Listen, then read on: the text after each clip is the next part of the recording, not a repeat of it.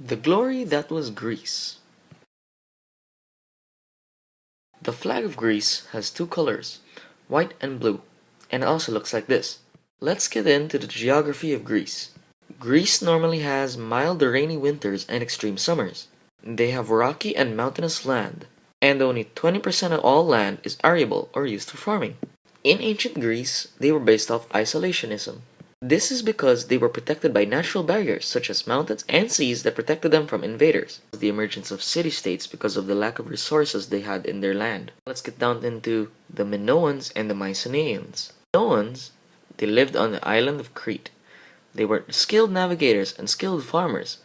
Artistic expression and grand constructions were hailed. They had advancements in bronze works such as making vases or even making swords for war, and they built sanctuaries for their gods. The decline of the Minoans was because of earthquakes, volcanic action or eruptions, and wars with the Mycenaeans, whom we will talk about in the Mycenaeans. They came from southern Russia. They were interested in war, hunting, and weapons, and they imitated Minoan bronze works to make these such weapons. They learned to navigate better than the Minoans, however. Like the Minoans, they also had a decline, which was because of the shift of climate that left the drought, and the nomadic warriors called the Dorians that invaded them from the north. Other than the Minoans and Mycenaeans, there were two other city-states that emerged, Sparta and Athens. In Sparta, slaves cannot be freed, and the Council of Elders decide if a child is fit enough to be a warrior and a citizen. If not, they are sent to die of isolation in the mountains. The boys of Sparta are sent to the barracks at age 7 and are to be mentally toughened. Sparta heavily relies on farming and invasion. It discouraged trade due to the corruption it causes, and women are considered citizens.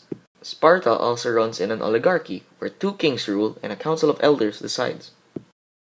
Sparta's education is purely military-based, and reading and writing are secondary skills. Sparta may be this and that, but Athens is completely different. In Athens, slaves can be freed.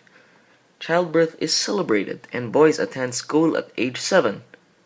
The men trade while women stay at home and aren't considered citizens. In Athens, they run a democracy. All men that have property are considered citizens.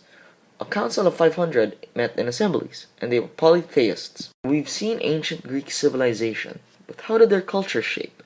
Their religion normally was polytheist, and Mount Olympus was a big factor. Their drama was an outdoor theater with chairs. Their comedy was called satire, which poked fun at a certain subject. The Olympic Games were religious festivals that were held in Mount Olympus every 4 years that men could only compete in. There were many philosophers in Greece, such as Socrates, who appeared ignorant and only asked questions that left you to find the answers. One of the students of Socrates was Plato, who realized that everything has a reason. And one of the students of Plato was Aristotle, who said that everything was based upon something. In Greek science and math, it revolved around three major people, Thales, Pythagoras, and Hippocrates.